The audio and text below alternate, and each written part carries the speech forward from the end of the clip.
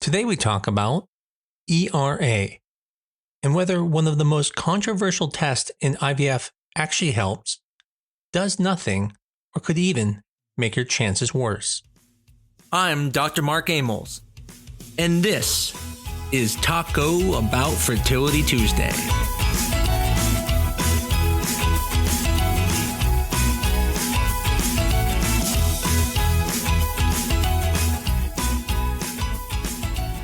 For years, patients have been told completely different things.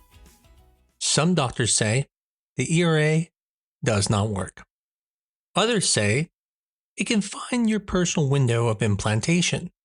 And some still recommend it after failed embryo transfers. I've even talked about ERA on this podcast before. And after looking at the newest evidence, there are things I would say different today. So what is actually true? Did the big randomized trial really prove ERA doesn't work? Does it still have a role after recurrent implantation failure? And could changing your transfer timing based on the test actually hurt your chances? Well, today we separate the claims from the evidence. Now, as I mentioned, I've covered ERA before on this podcast. So if you want to learn a little bit about the test and some of the things in the past, go back and listen to those episodes. And some of that stuff I said still holds up today. But some of it I framed different today. And not because I was wrong, but because we simply have better data now than we did then. And that's not a contradiction. That's what's supposed to happen when the science moves forward. Because as I mentioned before, depending on which doctor you ask, you're going to hear very different things about ERA. You're going to hear it doesn't work. You're going to hear it does identify your personal window of implantation. And you're also going to hear, I don't use it routinely, but I do use it after failed transfers. And this leaves patients left wondering, who's right? So today, I'm going to walk through what we actually know, what we think, and what we simply haven't studied well enough yet. And then let you take that into your conversation with your doctor, who knows your case far better than any podcast can. The first question is, what is ERA trying to solve? See, implantation requires two things to line up: an embryo capable of implanting and an endometrium that's receptive at the right moment. This is the window of implantation. In a programmed frozen transfer, progesterone converts the lining into a receptive state after a standard duration of exposure. Most patients reach that state on a predictable timeline. The theory behind ERA is that some patients don't. Their window is shifted, either early or later, and that testing gene expression in the endometrium can identify that shift, so the transfer then can be timed around it. And that's a very reasonable hypothesis, but for it to actually help patients, several things all have to be true. Number one, an individualized implantation window exists in a clinically meaningful way. Number two, that the ERA actually identifies it. Number three, the result is reproducible between cycle to cycle. And number four, timing the transfer around it actually improves live birth. And that last point is the only one that really matters. Where did this ERA test come from and what made it popular? Well, early studies suggested a subset of women with recurrent implantation failure had a displaced window, and that personalized transfer timing improved the pregnancy rates. Early reproducible studies also reported consistent results on retesting. So that combination, this is your personal window and it's stable, was a compelling, marketable idea. And that was the framework I was working on from the earlier episodes about this topic. But then there was a trial that changed the conversation. And this was a study of Doyle in 2022. This large, multi-center, randomized trial enrolled patients transferring a single euploid blastocyst, meaning aneuploidy, one of the biggest causes of implantation failure, was already ruled out. And then the patients were randomized to either standard timing or receptivity guided timing through the ERA.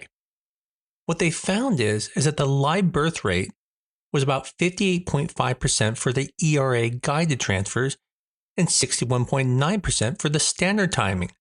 Now, at first it sounds like, oh my goodness, it hurts your chances. Now keep in mind, that's not statistically significant, meaning the difference could just be pure chance. But it wasn't what people expected. Was it underpowered? Well, not really. The trial was able to enroll the number of patients they needed to have a roughly 10-point absolute improvement in the live birth rate. And it didn't find one. And the numbers themselves didn't even trend that way. Basically, it was a flat line. And technically slightly negative, but as I said, not statistically significant, meaning it could have just been chance. Well, what it did show was that there was no evidence of a routine benefit in good prognosis patients. What it did not show was that proof that the ERA has zero effect in every patient or in every situation. But the real question is, what Doyle study didn't study, and why that matters both ways. See, Doyle excluded patients with recurrent implantation failure. So the strongest evidence against routine ERA doesn't directly answer whether ERA helps someone who has failed multiple good quality transfers. Now it's important to keep both sides of that. Not studying RIF doesn't mean ERA works for RIF patients, meaning recurrent implantation failure patients. It also means we don't know yet. Well, when it comes to the RIF patients, there was a recent 2026 meta-analysis. And that pulled 44 studies together to come up with a decision. That decision doesn't make it fact, it just says this is what the current evidence is trending towards. That study used 4 randomized control trials, 40 cohort studies, and the answers it got basically depended on the population you're looking at.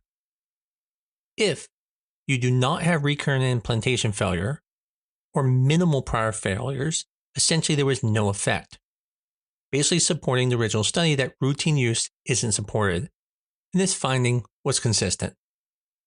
Now, if you had recurrent implantation failure, untested embryos, such as no PGTA, there was a real statistical notable association of improved live births.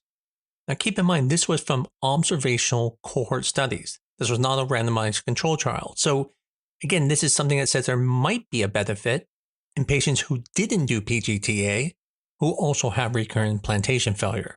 The problem is, why would there be a difference between people who did euploid embryos? Possible that patients who received testing may differ from those who didn't in ways researchers can't fully control for. Maybe clinical protocol, monitoring intensity, and more.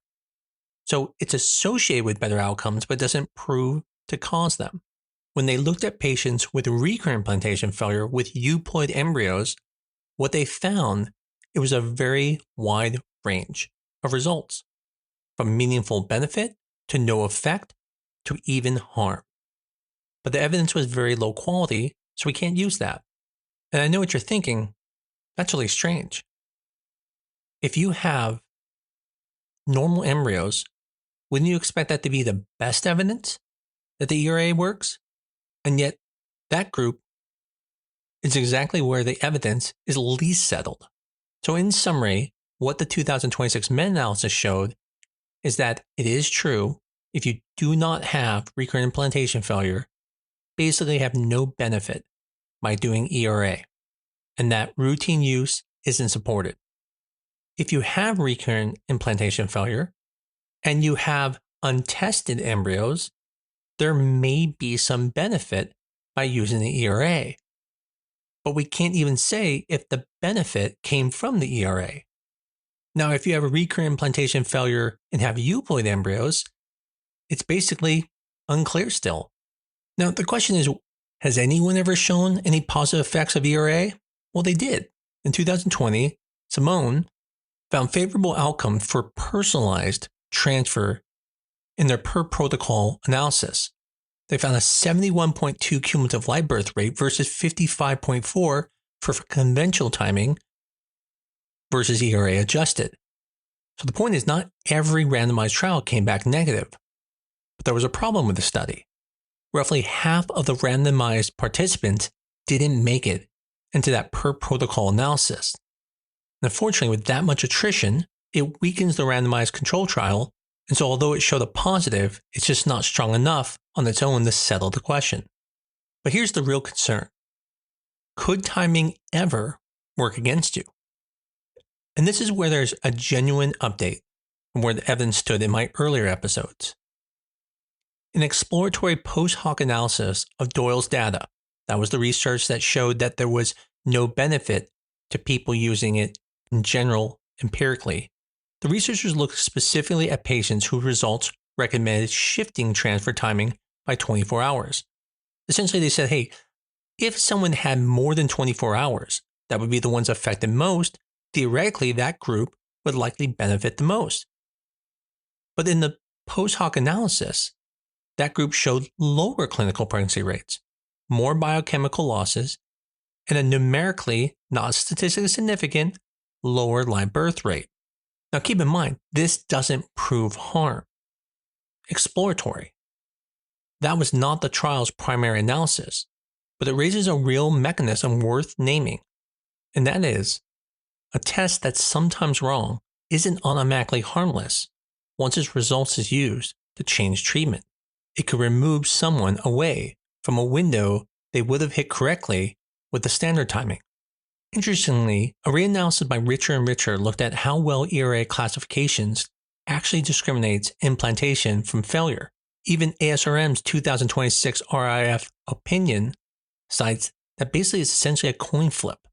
And basically what that means is, not that there may not be an implantation window, but whether the test measures it accurately enough to act on. Now here's where it gets a little bit more crazy. Does the window even stay put, or does it change frequently? Well, a 2026 study biopsied 20 women across 2 consecutive cycles, and it looked at broad endometrial gene expression. It found meaningful cycle-to-cycle variability. Samples from the same women weren't dramatically more consistent with each other than with other women's. Now, this doesn't directly prove ERA results shift month to month. The question here is it actually changing, or is the test not even recognizing it? So where does this leave us? Well, when it comes to the American Society of Reproductive Medicine, the Recurrent Implantation Failure Committee, they do not recommend routine receptivity testing in recurrent implantation failure. They describe the evidence as insufficient to support routine use. Not that ERA has been definitely disproven. That's a meaningful distinction, one worth bringing to your own doctor if it comes up. So let's run through the claims. Claim 1. ERA works. The verdict? Too broad. What about the claim of ERA doesn't work? Again, also too broad. What about the claim of everyone doing IVF should get one? The verdict?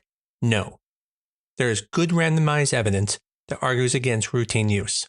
What about the claim that the big trial was just underpowered? No. It hit its planned power and the trend didn't favor ERA anyway. What about the claim that ERA is proven to help recurrent implantation failure? No. There's observational data, but there's no adequately powered randomized control trial that proves that. What about the claim that ERA is proven not to help RIF? Also no. That trial hasn't really been done yet. Now, what about the claim that ERA can hurt? Well, this is a fair question, but the verdict still, we don't know, and it's a fair question to ask. What about the claim that your window is fixed after doing the ERA and changing it? Well, because there's the question of changes between cycles, it brings up the question that even if you make a change, did it fix it? Now, this episode was not to tell you that it's good or that it's bad. In fact, I still do ERAs in very selective patients. I do think it's overused at times. And this podcast is also not meant to tell you what to do. That's a conversation for you and your physician, who has the full picture of your history, your embryos, and your prior workups, which this podcast cannot do. So when you talk to your doctor because maybe you had failed transfers and you want to know if you should do ERA testing, the evidence that supports it is fairly clear. Routine ERA in a good prognosis first transfer patient isn't backed by the data. Now, if you have recurrent implantation failure, the question is, are your embryos tested or not? If they're untested, there's encouraging observational data that shows there may be real benefit, but there's no randomized control trial, meaning the evidence is not strong. Now, if you're talking about recurrent implantation failure with euploid embryos, unfortunately, this is where there's a lot of uncertainty. And this is a one area I still use it in. But the one really big change is this idea that receptivity testing is automatically low risk and that the only risk is to your wallet is not proven at this time. And in light of Doyle's subgroup analysis, it brought up the question, could it be harmful? And unfortunately, until we have those studies, we just don't know. The answer is, it could be. We just don't know. Now, when a transfer doesn't work, ERA comes in the conversation, especially after repeated failures. But it's worth having a workup that looks at more established possibilities first, such as embryo quality, such as the uterine cavity, things like polyps, or looking for fibroids or adhesions, looking for things like hydrosalpinx, or even endometriosis, maybe things like chronic endometriitis. What if maybe even the timing was off, meaning the patient took the things at the wrong time? Sometimes even look at the clinic you're at. The pregnancy rate's 15%. Well, yeah, of course it didn't work. You don't have to jump down the ERA train that fast. Unfortunately, the trial that would actually settle the euploid recurrent implantation failure question hasn't been done yet. The only thing we can truly say at this moment is using ERA as an empiric test on all patients is not needed. And that there could be harm, we just don't know it at this time. Unfortunately, until that study exists, this is a case of incomplete evidence, not contradictory evidence, just unsettled. If you were interested in ERA, hopefully this episode helped you. If you want to learn more about how the test works, you can listen to some of my old podcasts about this topic. If you or someone you know is going through this and might benefit from this episode, tell them about this episode. And if you love this podcast, keep supporting us, give us a 5-star review on your favorite medium, but most of all, keep coming back. I look forward to talking to you again next week on Talk About Fertility Tuesday.